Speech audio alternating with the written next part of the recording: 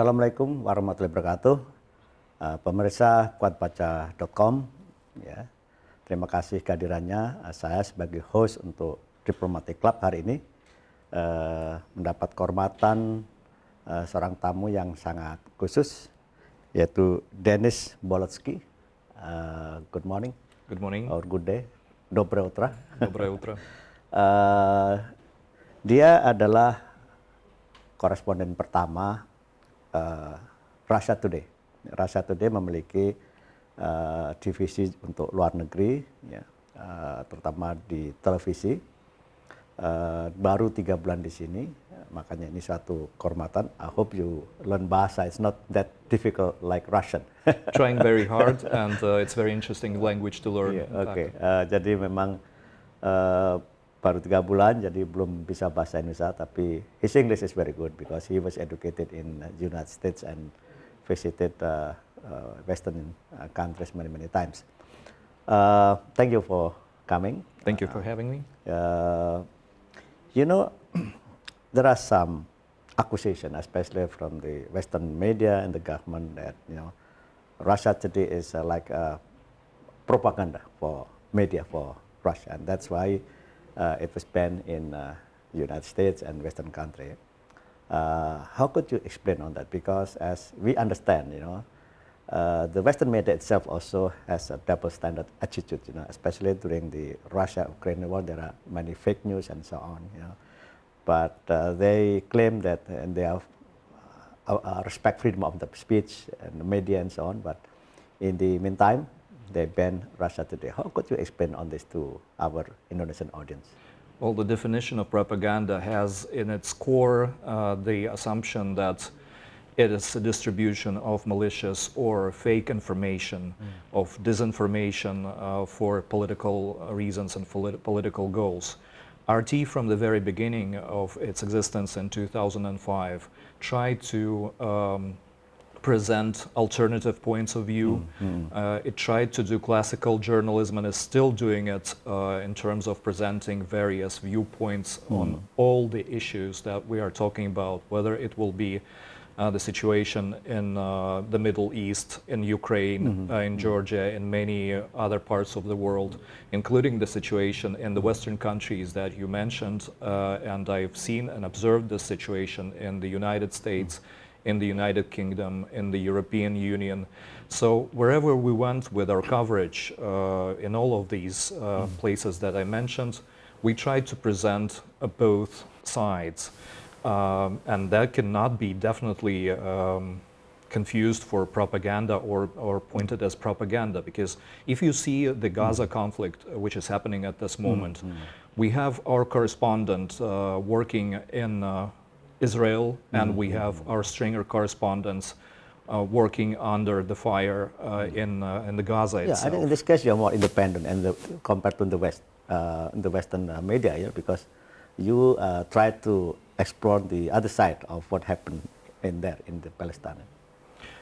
It seems that it has a very high interest, this topic, in many countries of the world.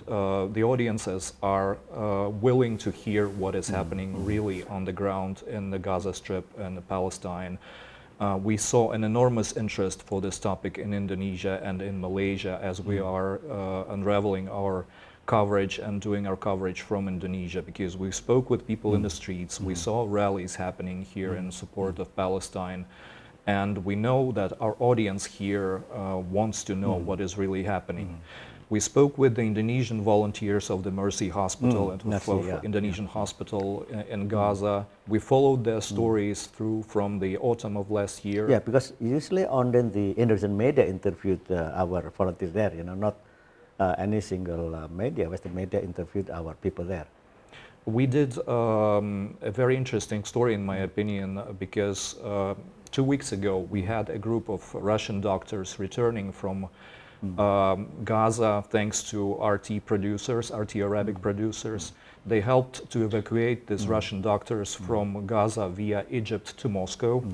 And last week we organized a live talk between the volunteer here, Hussein, volunteer here in Jakarta in Indonesia, and his Moscow colleague. They spoke to each other, they remembered how it was happening, how the situation was developing in the Palestine. Yeah. So we're trying to build these bridges, and we are trying to give voice to local speakers here in Indonesia, as well as to Indonesian journalists who are working for us, as we are expanding our operations in ASEAN and Indonesia. We have Indonesian correspondents. Yeah, well, working thanks for us. God you are present now, although for me I think it's too late, you know. But at least you come here for the last 3 months already, yeah. Because Russia is such an important country, not only to the fact, but also to Indonesia. We had very good traditional relation during Khrushchev time and Sukarno, yeah. Of course, it was, stagnant during the Orde Baru, the New Order. But tell me, what makes you now present in Indonesia? Yeah, like, although for me, I think it's too late because we had so much closer relation in the past, and now we are trying to encourage again the better relation between us and Russia, but you just came only 3 months ago, so how could you explain? Let me start with, thank you for the question, and let me start from the very early era of Indonesian independence and close ties between Russia, between Soviet Union then and the young Indonesian state. You're absolutely right that we had very close ties. We covered the story, and in fact last week we had a story about Soviet-built venues in Jakarta, the Friendship Hospital and Gelora Bung Karno Stadium. Right. And the first international hotels, Hotel Indonesia. Yes, so we gave attention to this era, but our cooperation. We also spoke about the support, the Soviet military support for Indonesian independence during the Sukarno-Khrushchev era, and and one of the Russian submarines, Soviet submarines. Especially during the 1960s, you played a very important role, especially in our effort to regain, the Irian Jaya at the time. And there was an interesting story when I was in Moscow. In the past, we are the biggest military power in Southern Hemisphere, thanks to the support from the Soviet Union at the time. And it turned out that out of 12 submarines, 6 of the captains are Russian. I think they use Indonesian military rank, but I met one of them still alive when I was in Moscow when I first arrived 2016.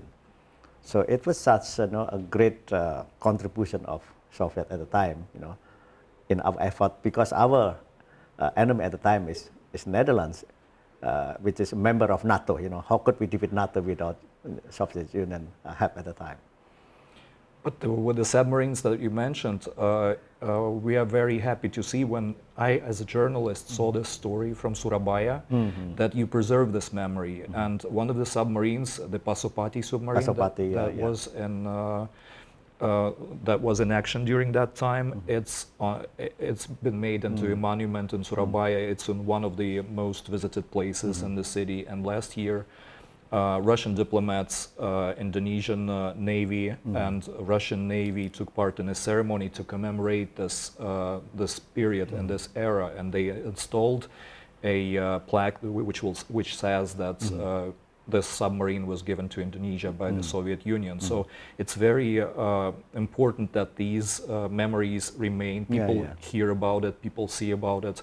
And when you mentioned why are we coming to Indonesia at this time and why we haven't been here before, we were asked by the Indonesian officials, what have we done to cover the events in Indonesia in the past 2 years? It was, I remember in because you had this year. a task in the past, news agency, but then they left.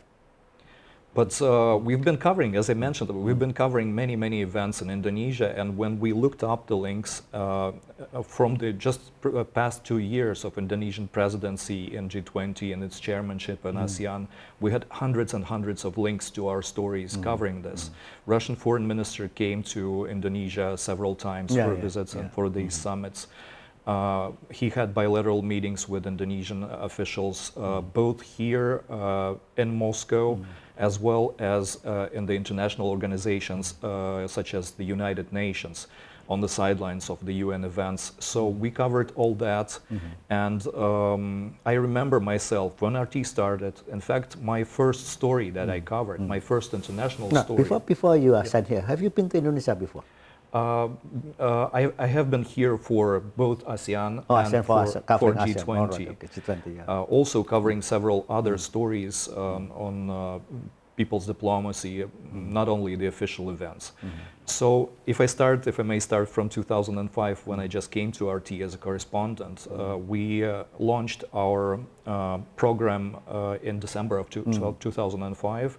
And I've been sent to Kuala Lumpur, Malaysia for the ASEAN Summit and the first East Asia Summit that was attended by Russian President Vladimir Putin.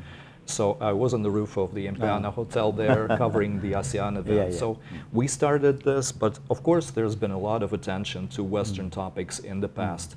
Right now we're turning towards the global south. We have our representative offices and our correspondents working 4 bureaus in Africa, 2 bureaus in China, a bureau in India, and this is the first bureau that we are opening in ASEAN and Southeast Asia. I found later this very interesting story. Actually, my uncle is the first batch of Navy who was sent to Vladivostok, to fight against the colonial Dutch, in Irian Jaya. My cousin's name, her nickname is Nani, but then when I asked her passport, her name, complete name is Rusiani. I said, what is the story behind this? It has Russia, And then when I was born, my dad is in Russia, training for the Navy. I think he's a postbed. There are many interesting stories about, the romanticism between Indonesia and Russia during Khrushchev, Suharto period. And there is a big coverage here in Indonesia, for example, when Sukarno was invited for the first time by Khrushchev in 1956.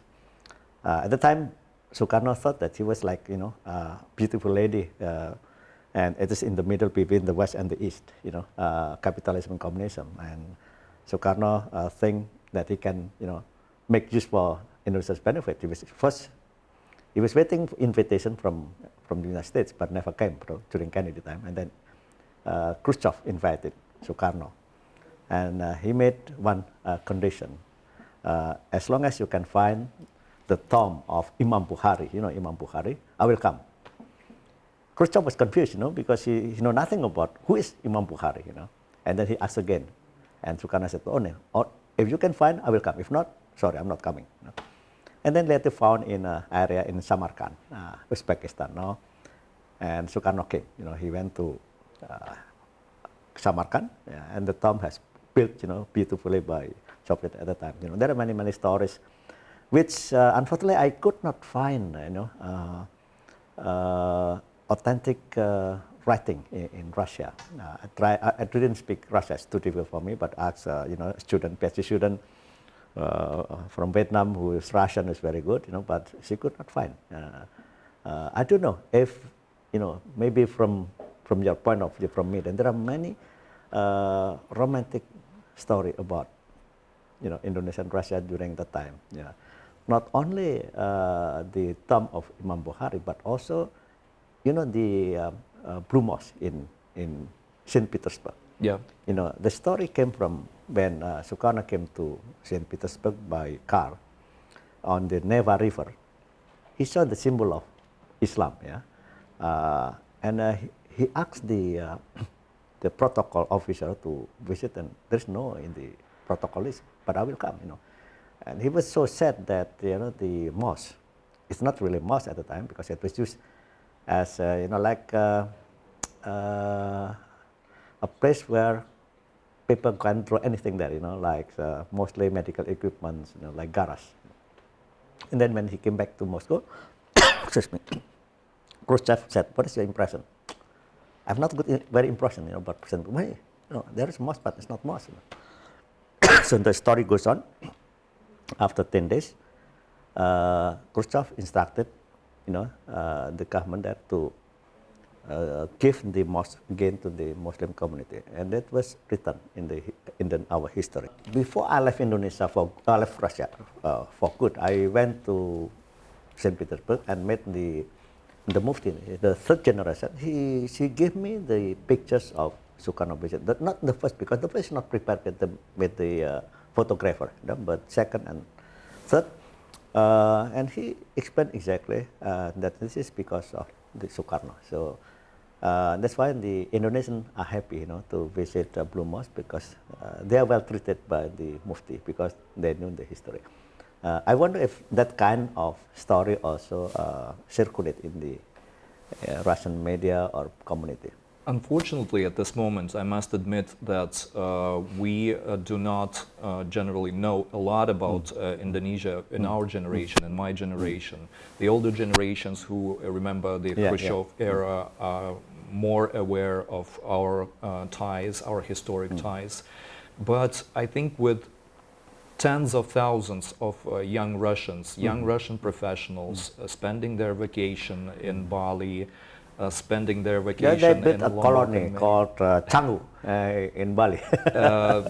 This gives a chance for people to exchange cultural context and to see this rich Indonesian culture. But in my opinion, there has to be more locations. You have such a beautiful country with thousands of inhabited islands, and if you develop tourism and if you invite the tourists, they will go and they will spend their vacation over there.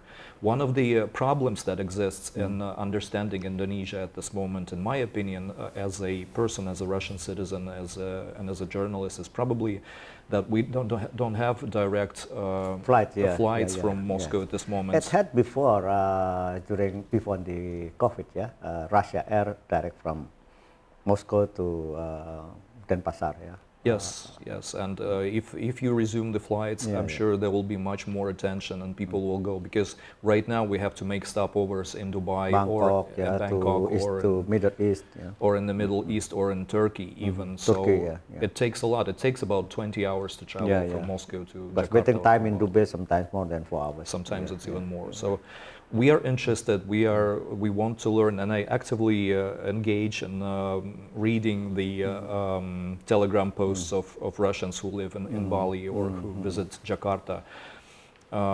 So I think there are many things that we can connect upon. So this is my assignment to you. This between you and me as friends, if you could find that kind of documents, I think most in Russian, of course, because like for example the founding of Imam Bukhari's tomb, and then Blue Mosque, and then also the you call it Skolniki, the stadium. Sokolniki. Yeah, Skolniki stadium, like is the sister of stadium in Jakarta, of course. Luzhniki, you mean? Luzhniki stadium, and the Gelora Bung Karno now is actually built, on Sukarno's insistence to Khrushchev, and he materialized it, up to now still the biggest, I think, in Southeast Asia. So this is my assignment to you. Okay. Now, what is the editorial policy of RT? Because I think the Western country accuse, RT like propaganda. Do you receive instruction from Kremlin every time you write about this story? We are absolutely not in contact with any government officials regarding our work. We present our stories here in Indonesia from the point of view of an Indonesian journalist, and you can probably ask and invite our staff to ask whether they get any instructions from the Kremlin or which is absolute nonsense, because even though we are government funded, we're not government controlled. So there is no proof or disapprove of article published by RT from the government body?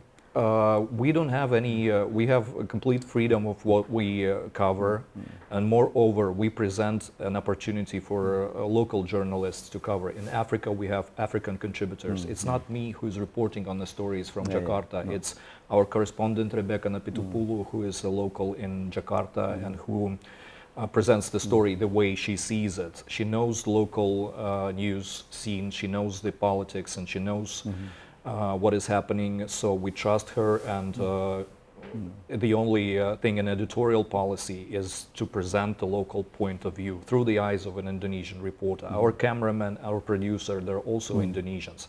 So if so you have local correspondent, yeah, Indonesian correspondent. of course, we, since recently we have local contributors who are working for us, and they are absolutely free in their coverage.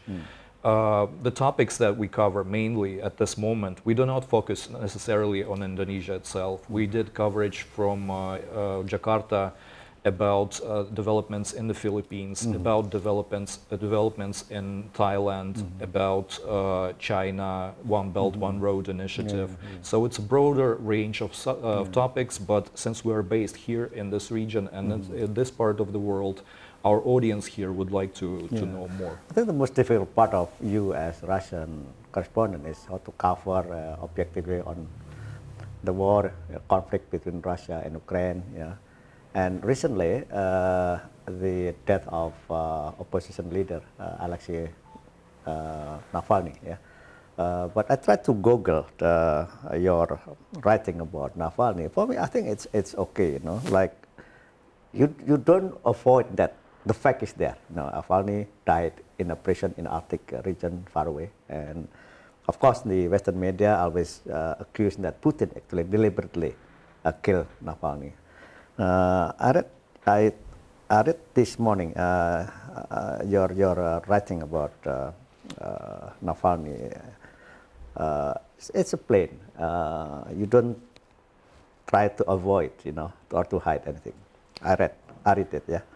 A former far-right campaigner fitted in the West for his opposition to Putin's government, Navalny, died in Russian penal colony last week after suddenly falling ill. And this is different. You mentioned the suddenly falling ill. Sorry. Navalny had been serving 90-year sentence for extremist activities, and although an investigation into his death is ongoing, Biden and other Western leaders have had Putin responsible for his passing.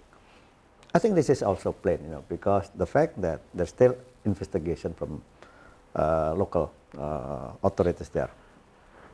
So I know this must be one of, you know, of the most difficult part of you how to write, you know, issues that is very sensitive. But you don't need to avoid. You have to read it because this has become global news. You have to write on that. You know, how do you do on this? Do you have any like debate in the editorial team in Jakarta, and you have to consult Moscow? Or what would it? If you mention the story such as Navalny's case, RT has been covering his activities for many years, not just during his. And you also, I think, cover also the demonstration of Navalny followers, because there are some demonstrations in several regions in Russia for several times.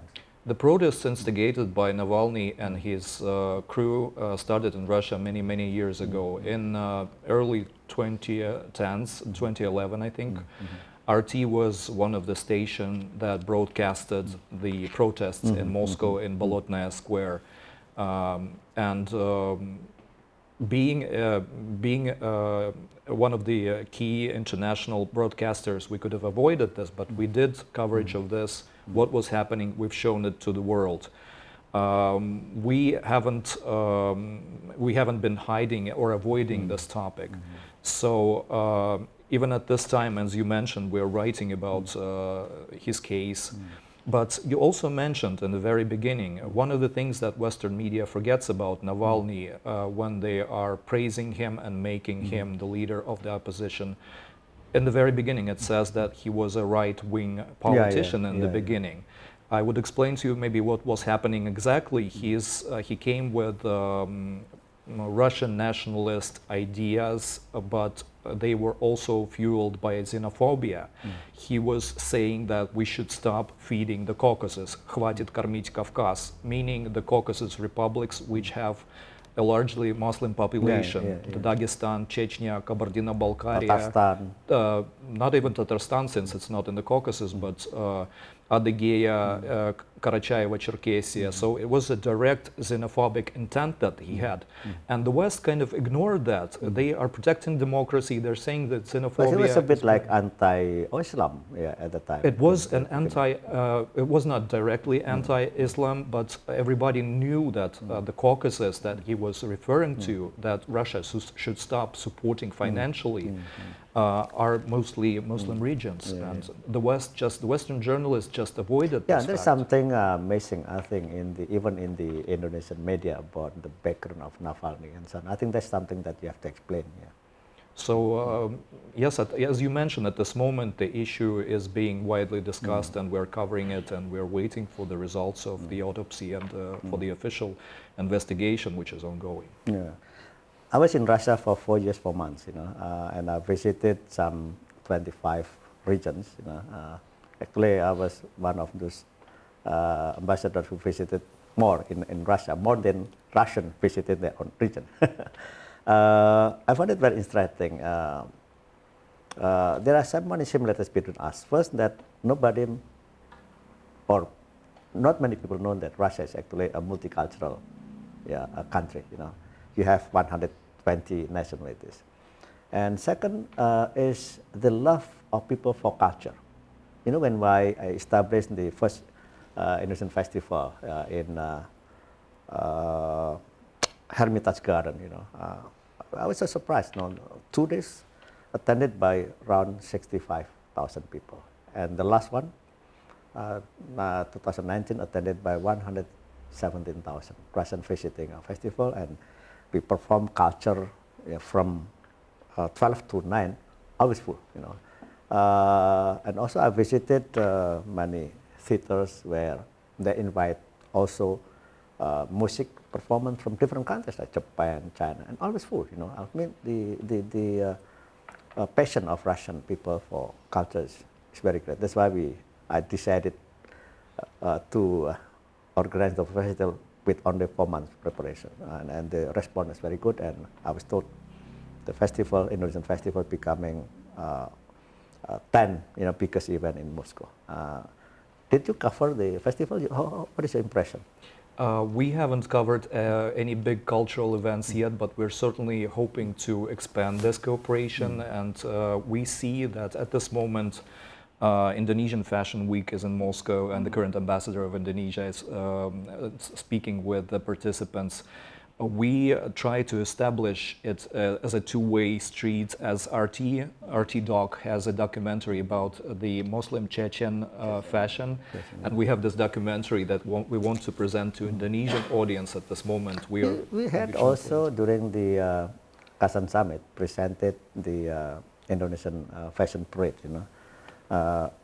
It's not really Muslimah dress, but it's called modest, because it is used during spring or summer, because our custom is suitable for not for winter, of course, but the response is very good in Tatarstan, Kazan, also we presented the halal foods, and cosmetic, also halal cosmetic. The response very good.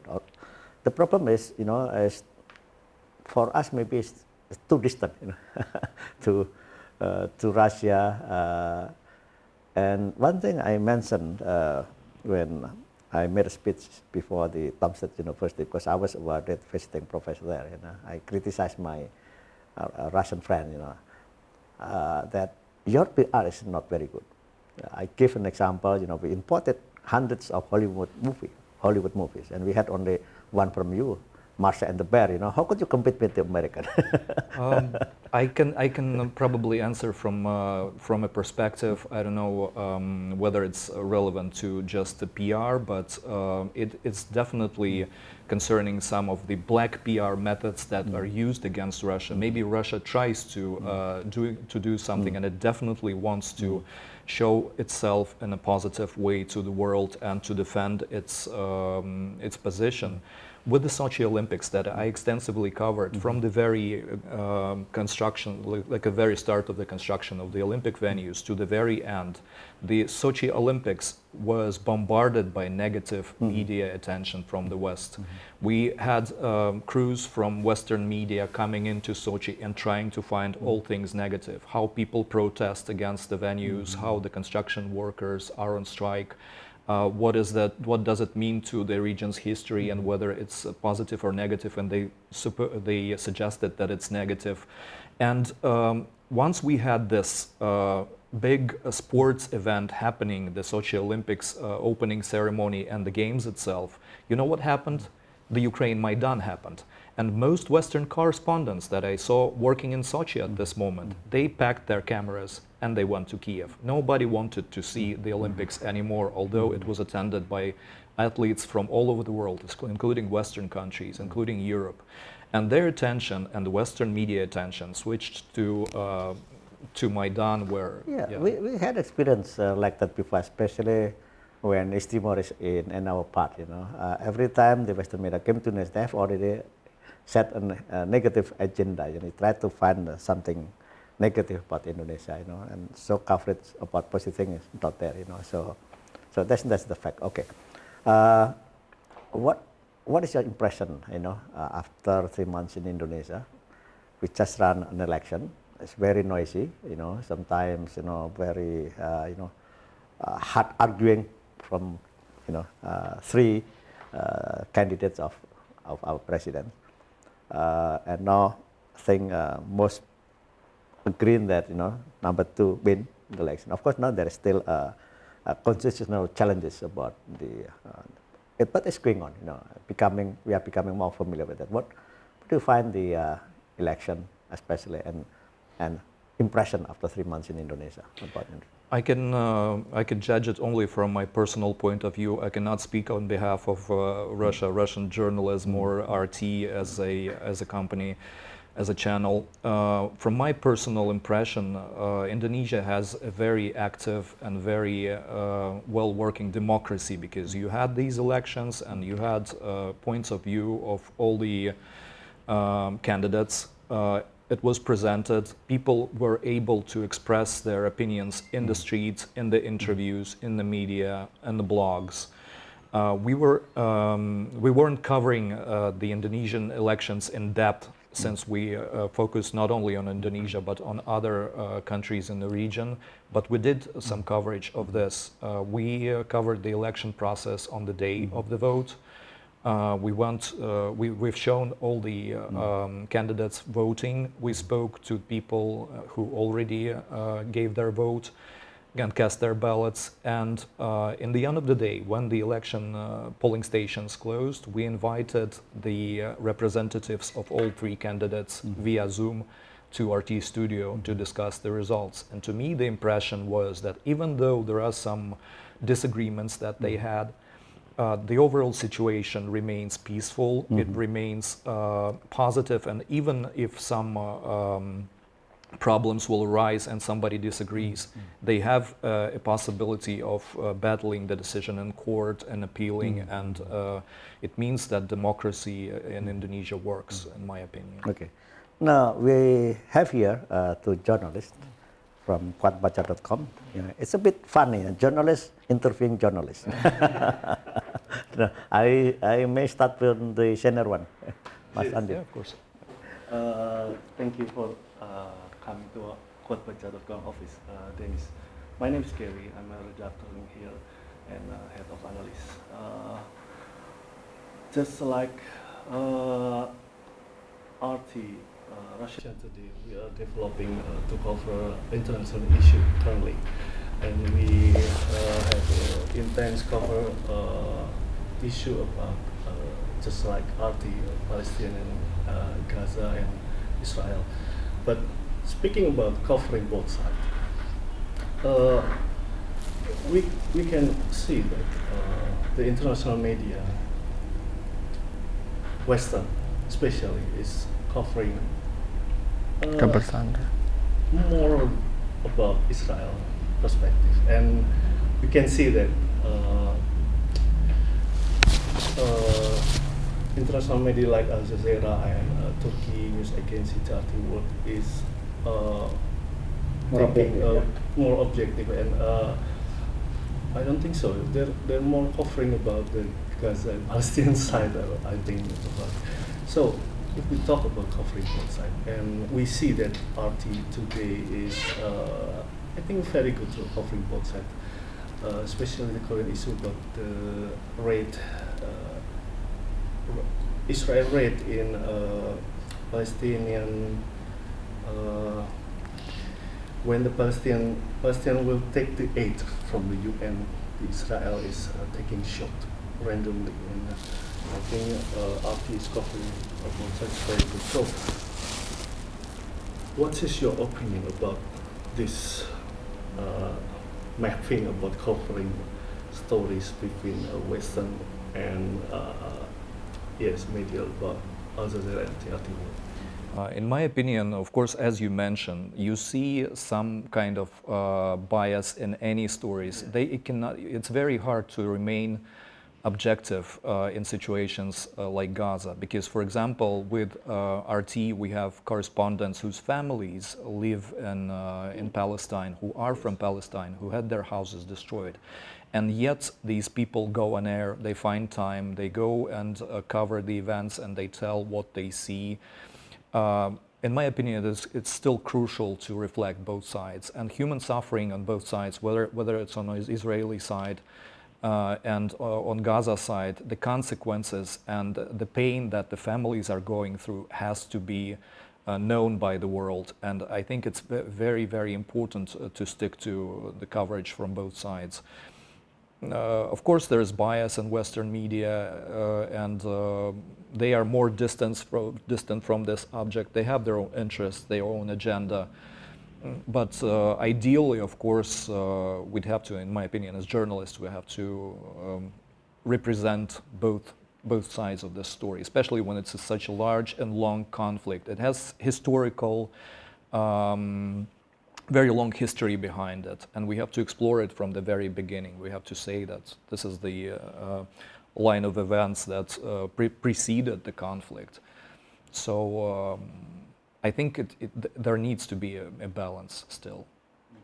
Even though bias, they're covering a fact, but the fact is very Palestinian, and with this side is very Israeli. So I think we learn an important lesson here at it. So we have to keep covering both sides. May I ask you a question? Yes. How would you? What are the topics besides Palestine that you would like to cover internationally on the international agenda? Including war between Russia and Ukraine, and about humanitarian issue, maybe, and what other topics? Palestinian. Oh, about European, about racism in European, also about fascism in India. You know, Bharat.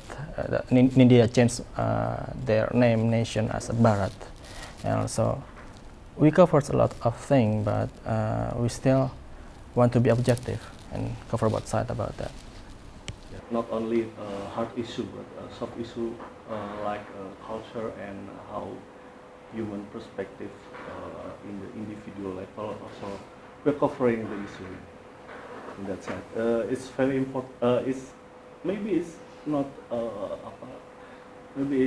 that hard and complex issue, but it's popular between our readers.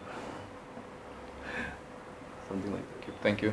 Thank you. We also try to coverage about ASEAN summit, and we try to establish what the theory about ASEAN and why ASEAN should be have a stability than European Union. Okay. So there's one. You have a question. Okay, sure. Okay, please go ahead. We have met in RT school before, and this is the great experience for me because I learned about cover both sides. I learned about how international media like RT cover international issue like in Syria and about in Palestine. But what do you think about Indonesian sentiment about Russia? Because I have ever covered about European Union events, also something like, and also I have analyzed.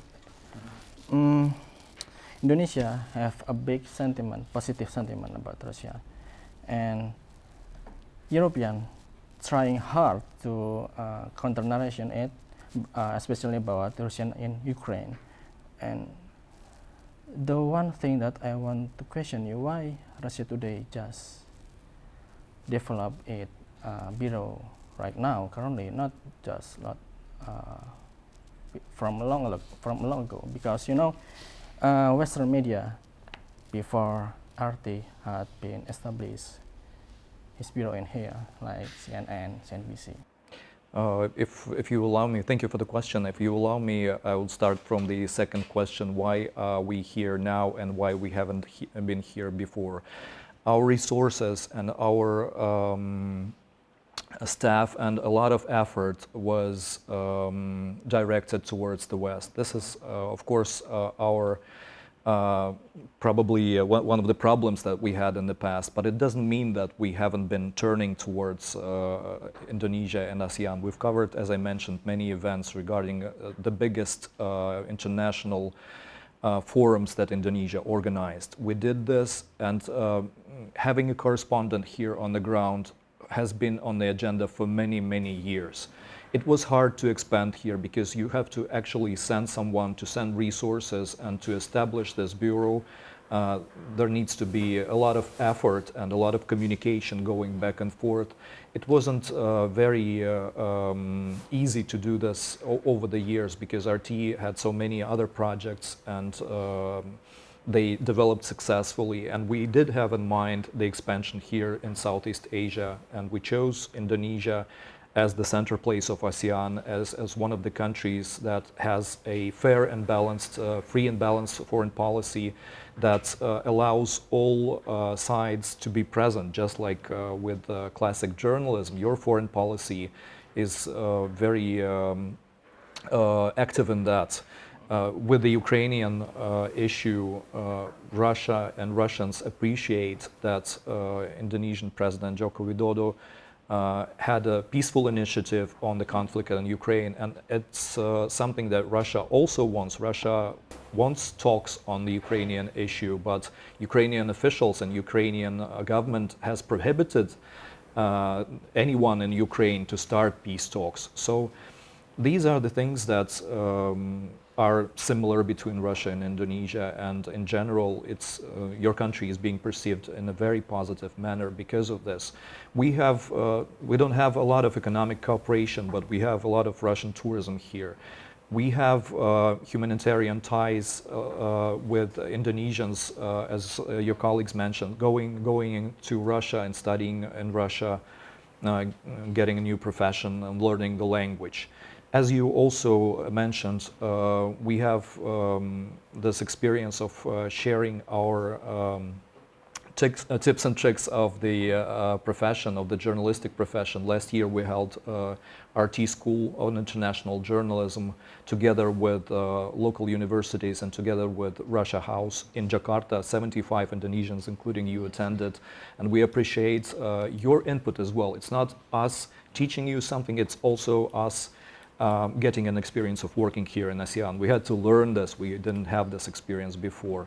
And I would have to mention that RT wants to further this cooperation with RT Academy. On April 1, we're going to have more classes and online school for journalists in Indonesia and ASEAN, which is also very important for us. Okay, what's your further coverage in the future about Indonesia?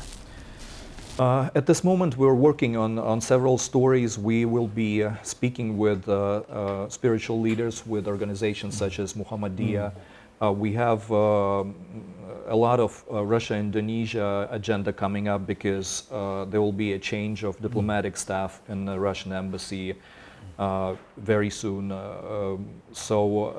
We would have to align with this and see what's new, what is coming in Russia-Indonesia ties. For the international stories, we continue. No, don't forget Nahdlatul Ulama. That's the biggest one.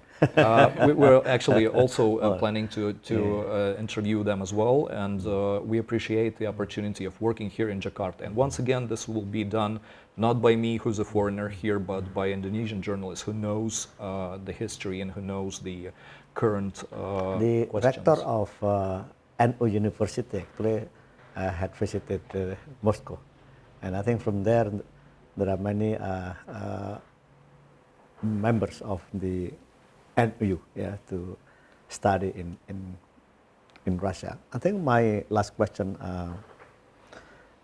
before I left, I met Deputy Foreign Minister about the presence of Indonesian students in Russia, which is still very few, compared to countries like Vietnam, for example. Of course, Vietnam has traditional relation with Soviet Union, but we also had, during Sukarno time,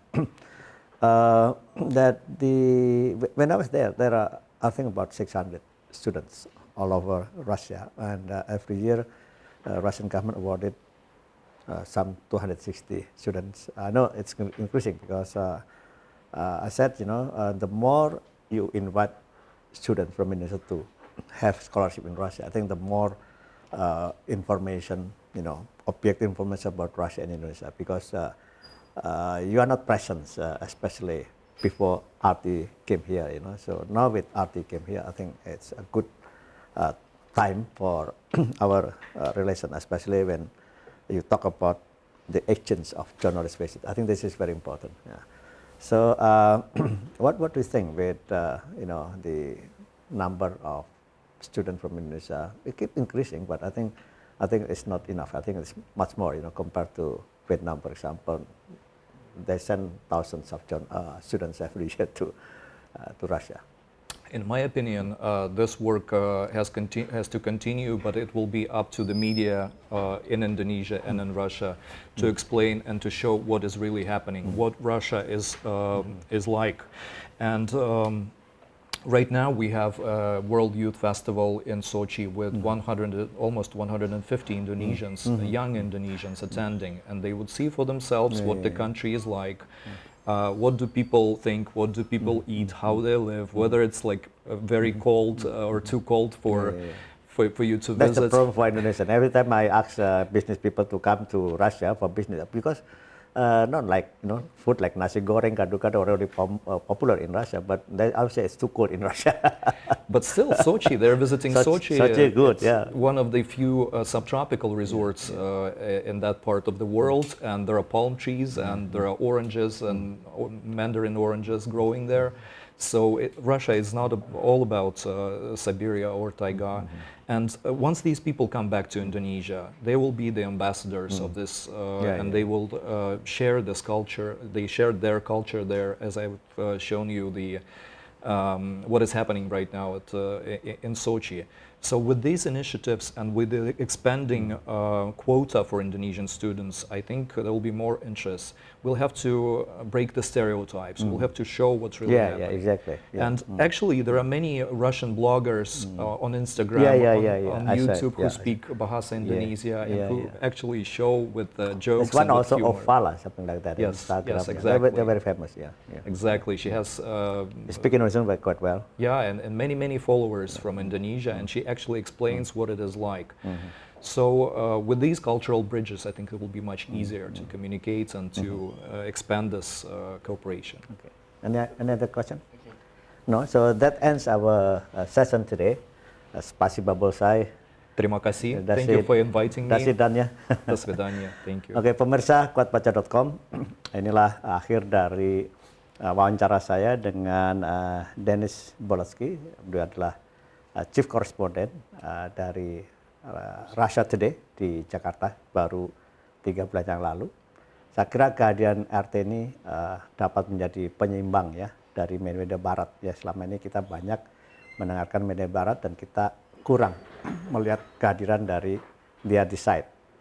Inilah kita menyambut baik, we welcome you to Indonesia and enjoy Thank you. The all year summer, So you have summer only 3 months. The whole year we have summer here. Thank you. Ya, mudah-mudahan ada manfaatnya bagi para pembicara, para pemirsa, dan terima kasih atas perhatiannya. Wassalamualaikum warahmatullahi wabarakatuh.